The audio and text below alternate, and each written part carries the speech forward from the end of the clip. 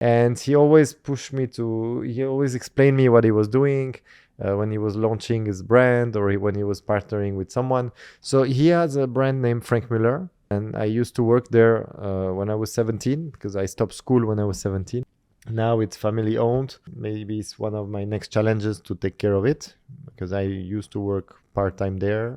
But since the creation of my brand, I a little bit changed the direction and focus on Coostous. So yeah. So how was everything in Kuwait so far? Great. Short trip. We arrived last yesterday morning, right? First time in Kuwait? Wait, we are Friday? No, I'm lost in the days actually. Today is, what day is today? It's Monday.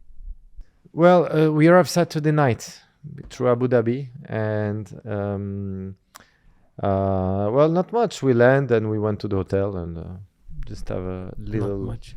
Is it your first time coffee in Kuwait? outside? Yes, first time in Kuwait. And how was it so far? Listen, it's very genuine. I don't often travel to Middle East, and I think my first experience in Middle East was between Beirut and Dubai, but like 20 years ago, and even more, like 25 years ago. I'm 42 now. And by the time Dubai was very like classy, conservative, and even you couldn't wear too much shorts there, you have to pay attention. Totally different now. Yes. Yeah. And this is something I find again, the tradition. And I'm also from Oriental family. My origin is Armenian. And of course, when we travel to different countries, we like to. I love the culture of every country actually, and it's something I respect a lot. So for me, it's something I pay a lot of attention to. Because one of the things that people like about Kuwait when they come, especially they usually go to Dubai and then come to Kuwait. We're like very different. Like you go back kind of Dubai is very modern. Kuwait is, yes. You can still feel the culture. The Kuwaitis everywhere. It's different. But it's still modern, I think, Kuwait. I'm coming from a very very classical city. Geneva is not so modern. You have you have more trendy restaurants, more new hotels here than in because 100% sure. Yeah. But no, it's. But let me ask about the background then. So how did you end up being in Geneva? Well, I'm born in Geneva. I'm born in Geneva. My father was born in Turkey. He's Armenian from Turkey, and moved to Switzerland, I think when he was age 18, 19, something like that. And he was a jeweler. He didn't go to much school, because at the time when you travel, you leave when you leave your home country, you go to another one. So he started to work immediately as a goldsmith and a jeweler and diamond setter. And he met my mother in Switzerland, in Geneva. And then I born a couple of years later in 1983, actually. Yeah. So, because your father's story is very involved in your story and the brand that you have right now. It is, yes, yeah. Because as like I think there is also a similarity with the Oriental mind that the father wants the son to continue or like to have a family business, and so since I'm young, I'm the eldest kid of the three kids we had, the brothers and sister I have. And he always pushed me he always explained me what he was doing when he was launching his brand or when he was partnering with someone. So since I'm 10, 12 years old, I'm like used to hear about his projects. So when he launched the watch brand, his own watch brand, I was 12, something like that. And I participate to the exhibitions, to different presentations, or visiting factories or visiting suppliers. So that's why the story is a bit linked, yeah. And what was the brand that he established? So he has a brand named Frank Muller. Frank Muller, and so yeah, and I used to work there when I was 17 because I stopped school when I was 17.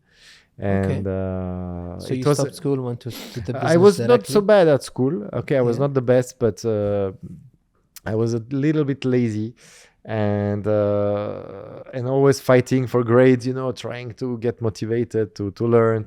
And once you are motivated, it's easy, but I think it's the motivation it's hard to get when you're not so much into it. And also, if you have a future in watchmaking, more or less in that field, you do a little less, you know. Yeah. So with the common decision, we decided to stop school, and then I start to work with him, and he gave me good challenge in the beginning, so it was good. Do you remember one of these challenges? Because like you're first of all, sorry, you're talking about Frank Muller as a small brand. It's a huge brand, right? No, it's a big brand. Yeah, it's a big brand. Yeah. And your father was working with Frank Muller. Like, how did it? No, well, the company was created in 1990. And before that, my father was doing, he was a diamond setter. So he was putting diamond on cases. And then he bought some machines and he created cases outside of the watch, you know. And then he wanted to do watch brands. So he asked around him if there is a good watchmaker in town. And some people say, look, there is this guy, Frank. He's doing 5 pieces a year. Go and see him, you know. And so he went to see him, and then they create a company a few weeks later, and then one thing after the other, the brand got created bigger and bigger, and so that was in the 90s. So I was not even 12. I was 8 years old, and I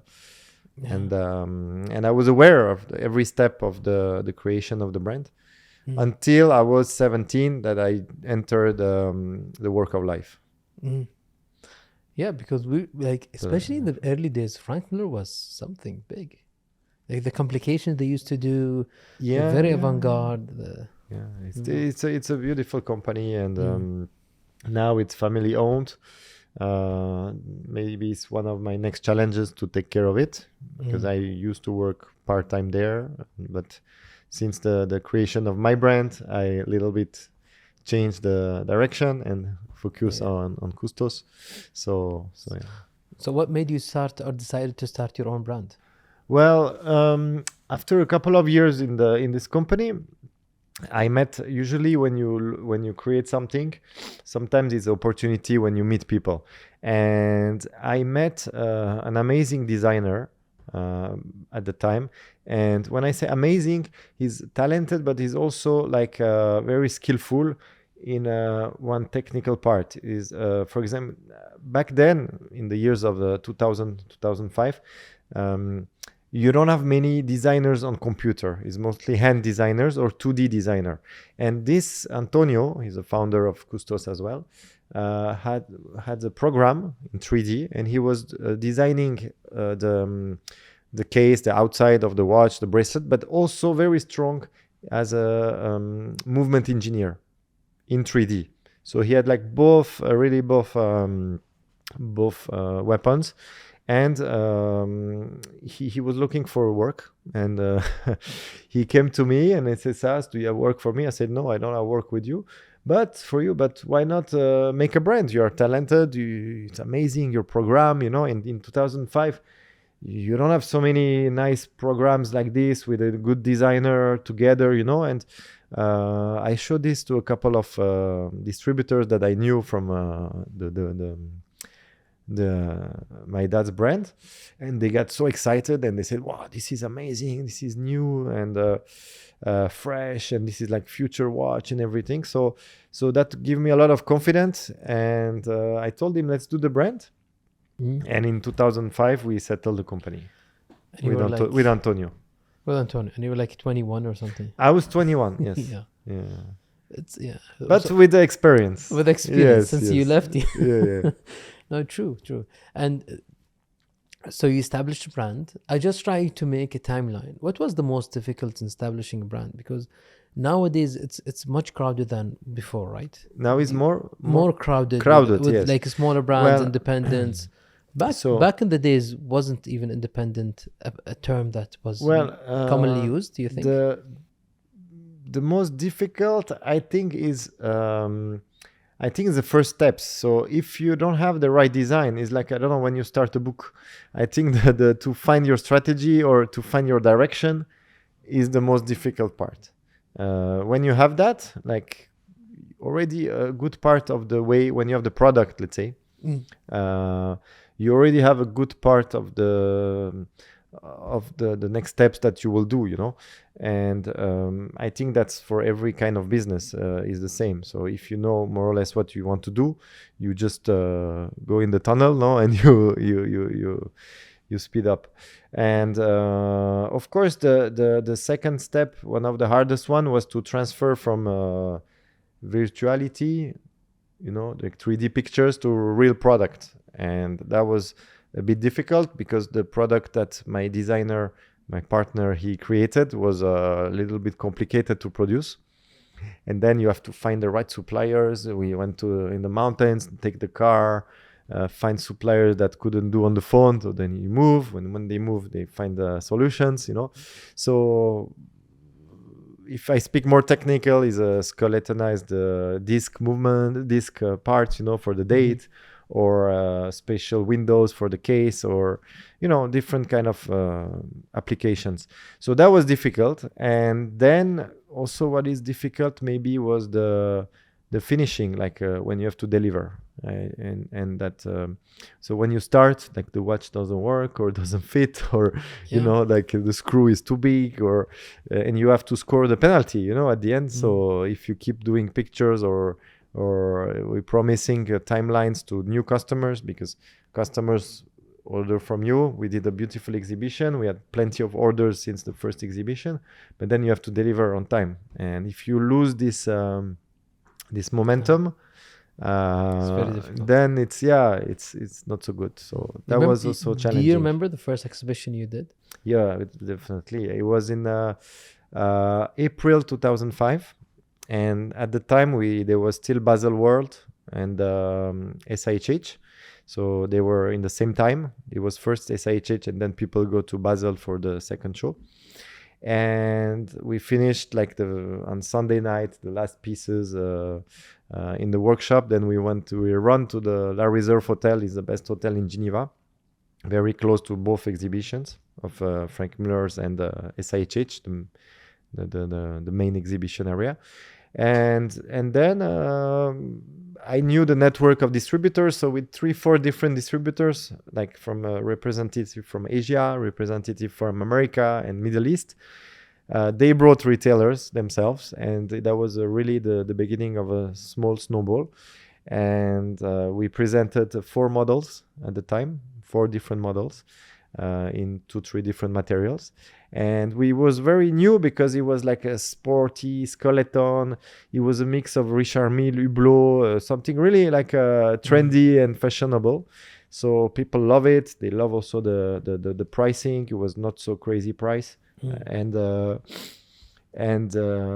was I'm not saying it was easy, but when you do the good part of your job, the beginning of your job well. So when you have a good when product, you have the event, things are much easier. So you started, and if you talk 2005, we're talking 5 years after establishing of Richard Mille. So I don't know when they established. Yeah. Even at Jordan, it was very early on. So you started with 4 models. Do they? Because I didn't honestly, I saw a few previous models. Do they represent what you have now on your wrist? 2 of them, 2 of them, yes, with the evolution. It was Chrono, by the time was named Chrono Skeleton. It was a basic movement of chronograph with a power reserve, complication. Indicator, and then but a lot of skeleton inside, with the sapphire crystal dial and like that. And then we evaluate the product. So 1, 2, 3, Chrono 3.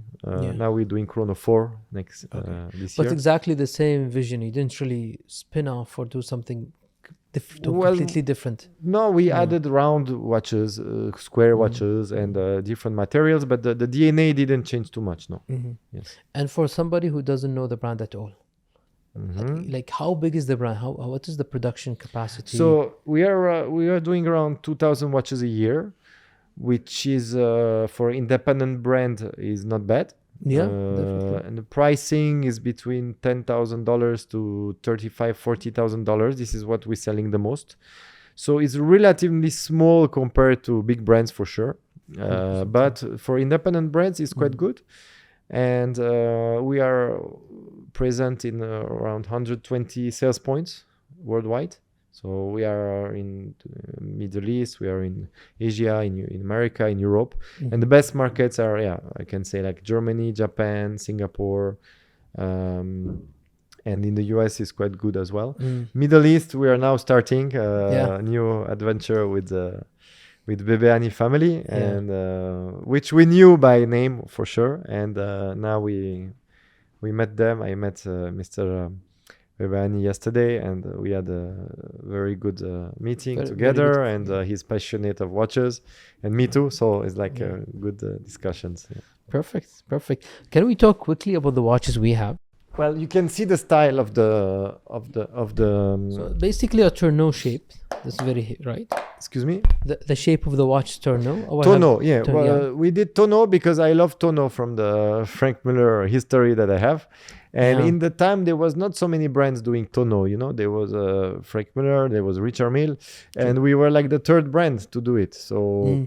So this one in particular you have in your hand is one of the in-house movements we use. This is our minute watch, simple, mechanical, hand winding, and is a movement we developed starting in 2023. Okay.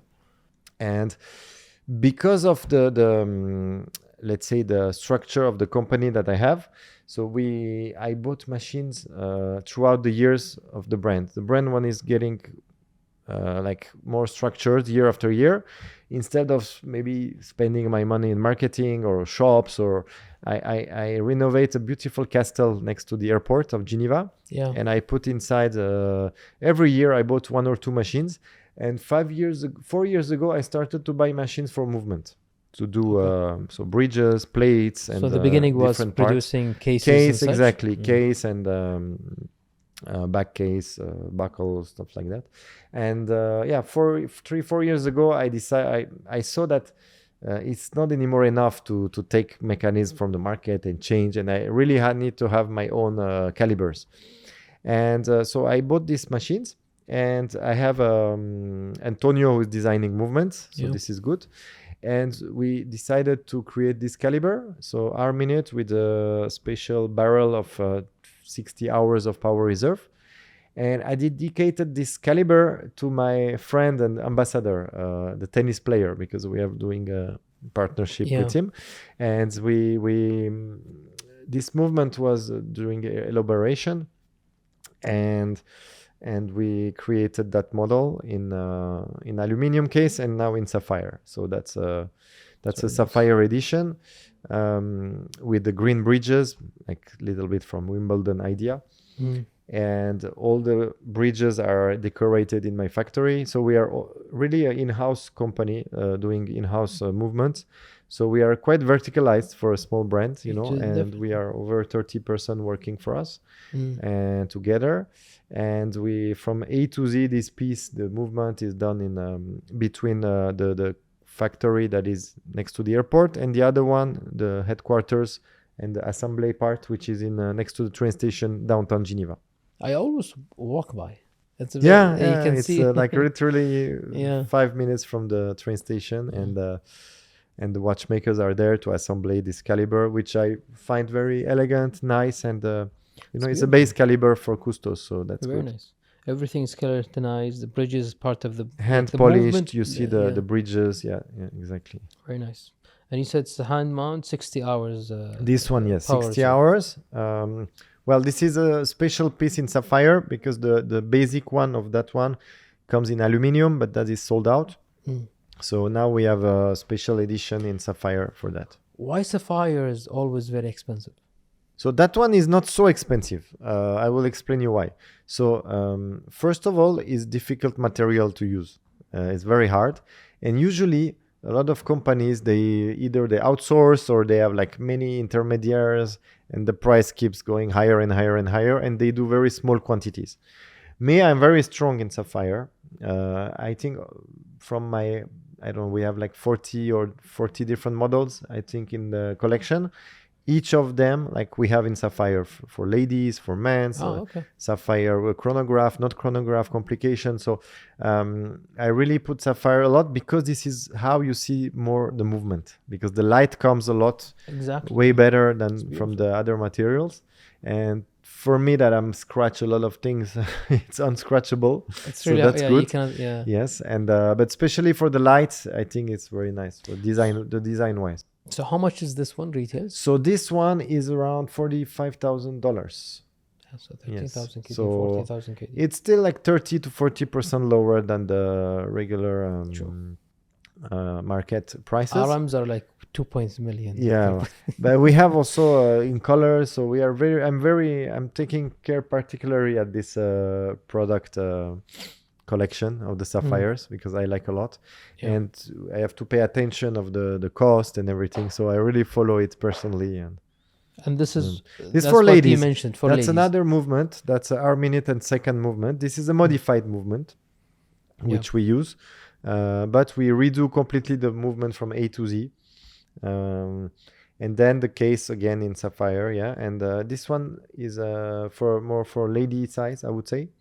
And but still, even now that the trend is going smaller, no, I think worldwide, so we can use it in unisex. But yeah, that's the. So you notice the shift is like in the early 2000s, like all men watches became huge, like the offshores, the Richard Mille, and but when like 14, 15. When I was with Antonio, when we launched the brand, 2005. Okay, we choose like he started to design in 3D. I tell him the size more or less by hand, and then it came out good.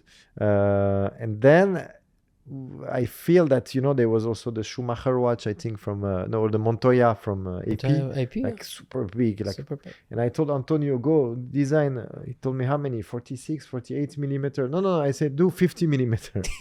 So he did like a huge watch, and we had it in gold as well. It was like maybe 200 gram, only the case, and people were loving it, like show off, also the Eastern countries, they love the Russians or all the Czechs and even Middle East, with the diamonds also, because at the time the Middle East clientele was different. They loved like a big stony full set and everything and show off. And now it's all about quiet luxury, smaller sizes. I think less gold. I think maybe in Europe, I don't know in Kuwait, but everything go to smaller. The cars also, people like smaller car.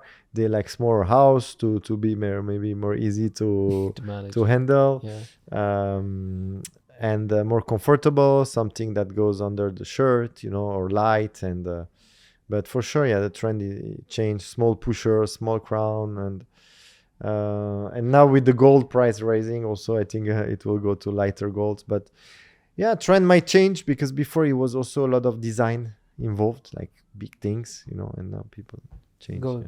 So if we talk about this one, so this is a lady's watch, it's a sapphire. This is the lady sapphire, automatic with a second hand at 6 o'clock. The small second, sorry. And this is a special edition for this is an edition for it's called SEALINER. It's for the yacht of the marine, because we have a similar collection for men's with the woods and with the teak wood in the dial. Then we have some really the marine colors, not this one, but and we transferred this collection to the ladies one. But to me, this is a nice size for me. Well, as I told you, we have 36 millimeter as well for men's. And it's starting to be it's cool. Okay, maybe not in pink for you, but very nice. But this is also this movement you do in-house, or this is modification movement. This is existing movement in the market. So we take them, we disassemble, and we change the plate, we change the rotor, and we reassemble it, because this is more important for the design rather than the movement. That's the approach of some calibers. And So we talked about, and then the rest we have few skeletonized. We have one of the pieces I will highlight tonight because we have an event with Bebeani's family and clients in the hotel. It's complication movements. So we have two complications. One is a tourbillon I don't have with me, and one is called a double tourbillon. We launched a double tourbillon, but not in SAPPHIRE. Okay. And I think it's left like 3 or 4 watches with me. And this is the last one in SAPPHIRE, which I'm bringing now to Kuwait and then to Dubai for events there. And this is a piece that I love. He has it's a bit complicated because it's a double tourbillon. Tourbillon is a complication from the 17th or 18th century, I think. And now he has 2 inside, so it's supposed to be more precise, anti-gravity watch. And I think with the SAPPHIRE, he has a beautiful effect that you can see the whole mechanism and the 3D of the structure. And this is the work of Antonio that really he works in every layers. And then you have 4 mainsprings, right? Yes, 4 4 barrels. 4 barrels. Interesting. Yeah, 4 barrels. He has a lot of patent, this piece. And it's quite popular. And for me, it's a problem because I don't know where to leave this piece because some clients ask it sometimes in Asia, but they don't confirm it. Or in Middle East. So now that's why I leave it with me and travel with it. And then I'll see what will happen. Very interesting. And as for complication, did you get to higher complications? Higher than this? No, not for the moment. We developed our own caliber, the tourbillon, that is not here. However, maybe in the future, we'll have some plans doing collaborating with other movement manufacturer to build something more, even bigger. But for the moment, no, we're happy like that. Yeah.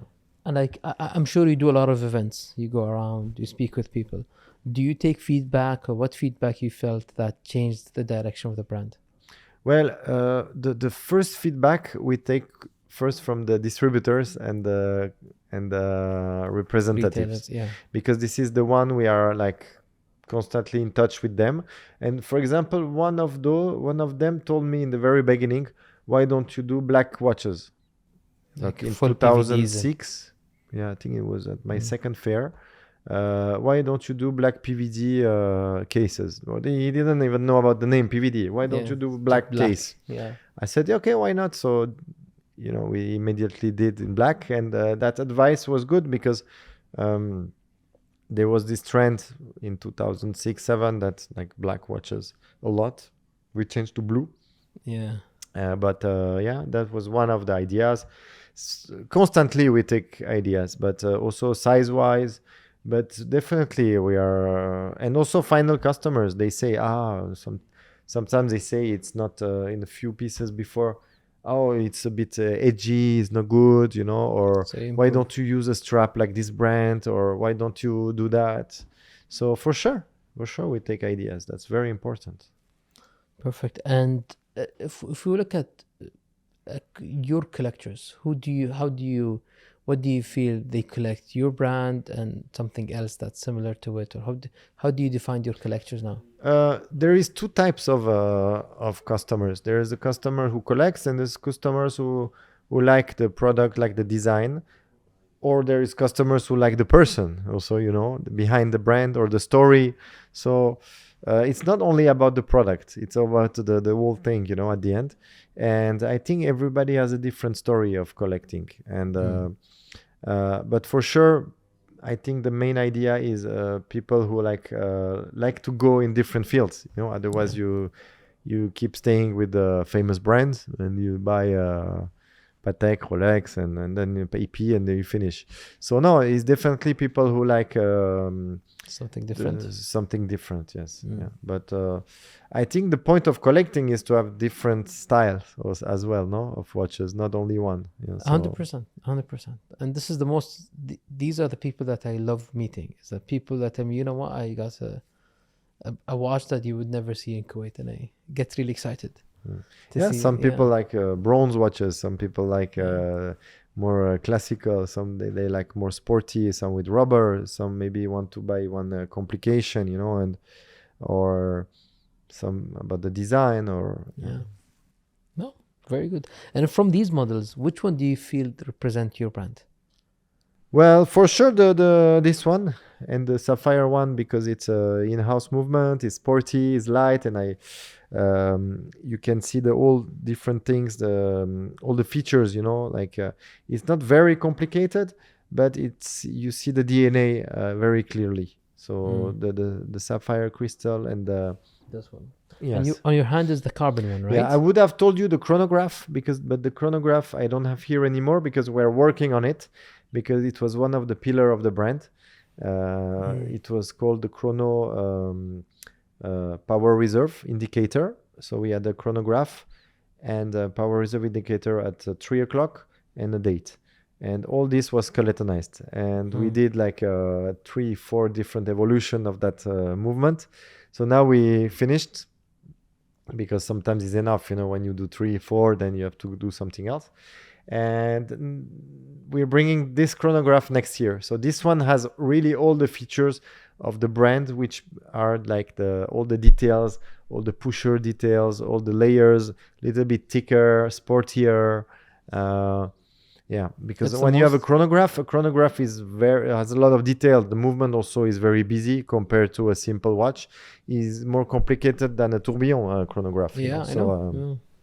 So I think so. That was the most successful also model for you. It was the one that really took off with the brand. Yeah, chronograph skeleton steel with the sapphire dial, see-through, and beautiful. So what do we expect from the brand in the next 3-5 years? What do you marketing how you call virage? No, yes, I'm expanding marketing wise a lot, and I'm investing a lot of time and assets in that field, and more visibility, and that will open up the brand awareness. So that's one of the challenges that I'm facing now, that I want to face to grow up. Otherwise, product wise, we are okay. We have in-house movements, simple and complicated. The team is good in Geneva. We have a factory. We have good representative worldwide, maybe partner in China, better partner in China. But now, it's what's happening today in the world, like a scission, between East, West and all that. So we'll see. But for sure, developing the marketing brand awareness. So I'm going to Dubai tomorrow to meet maybe a car partner as well there, to see if we can do collab together. So more collaborations also with other brands. That's good. Not watch brands, but like different fields. Yeah, because I'm always in Geneva in April and in September, but I don't remember seeing the brand in any of the expos, right? You don't participate. We did Geneva Watch Days last year, but it was very small, so I didn't feel it was important for me to continue there. And we used to be the exhibition with Frank Miller at the time, before then in April. But we exhibit also in our shop in downtown, because now many brands, they exhibit not in Watch and Wonders. But that's one part of the challenge, to make noise so that you can listen to us and at least know that we are here, right? But definitely we did 2 years in Basel World as well, but that was a long time ago. But for sure, participating to big show is. But we need space. We have more than 100 sales points. And if I take a small space in Watch and Wonders, it doesn't work, because I'm between crowded. Independent brand and also not independent brand, like size wise. So I need at least 4 or 5 office during the meetings. We have a lot of meetings, and we have a small restaurant in our place. So if I go Watch and Wonders, I need a super big stand. And this I will do it, but in the next 2 years. Inshallah. I want to finish the podcast with one question. What is your most favorite model that you end up going back to? The next one. You memorize this answer for every interview, huh? No. I know it, because I know that question, and but I don't memorize it. But I think what defined me the most is, today I like this one, for example. Yeah. But 1 week later, I will pass to another one. Yeah. And when I will see maybe a watch from another brand, or from my father's brand, or from my designer's computer or something, oh, I love this one, and that with my next one. Yeah. I don't change wife, I don't change so much cars or stuff like that, but watches you do. But product wise, yeah, because you keep searching the perfect product at the end, and the perfect product at your taste, but also at the taste of other people. So but my next goal maybe is doing a round watch. Okay. Because I want to go again on round watch, but I'm still not satisfied from the design that I got, and I don't really know what I want exactly, so it's difficult to find. But sorry, a question for you as like the CEO, the founder of brand, and your partner as a designer. Like, how long does it take to create a brand, to create a watch? Because some people say, well, I don't like it very like from 10 seconds, but I know it takes much longer than that. Yeah, but you know, it has to even 2 seconds. It's like when you look at a lady, you know, you like or you don't like. It's it's immediate. Well, I mean, developing a whole new model. If you start from scratch, it's very long because you don't have any tools around you. You don't have any people. You have no one. But if you have a base, if you have a kitchen, if you have a fridge that is full, and then you can take some parts. Okay, if you miss some things, you go to supermarket, but then it's shorter. But if you do a new caliber, it's already 3 years. Yeah, if you don't have any problem in the caliber. Yeah, because I know. If you work with your own company, if you outsource, then it can take much more time. But usually, if you do a small innovation, small design change, you know, this in a couple of months you can do it. So it's between, like, let's say 3, 4, 5 months to 3 years, 4 years. Yeah. Great. Thank you very much for your time. Thank you for you. We'll continue discussing. Mr. Timekeeper. Thank you. We'll continue. You know what means in French, timekeeper? No. So in French, so when you sponsor or something, your timekeeper is the official timekeeper. But if you translate literally to French, it means garde-temps. Garde means keep, and temps, time. Garde-temps means a watch, actually. It's a watch piece. Garde-temps. Nice. Because even if you ask, because I know your slogan is the timekeeper. Yeah, and means guardian of time, because Coustos means guardian of time. Yeah. But guard time means a watch. Yeah, I don't remember how we came up with the name 2017. But yeah, thank you very much. Thank you to always you. Glad to have you. Enjoy your stay in Kuwait. Thank you, I will. Please do more of this visiting, because Definitely. we do have very good collectors in Kuwait. We do have very knowledgeable collectors, and they will always be happy to have you here. Thank you. Thanks a lot. All right.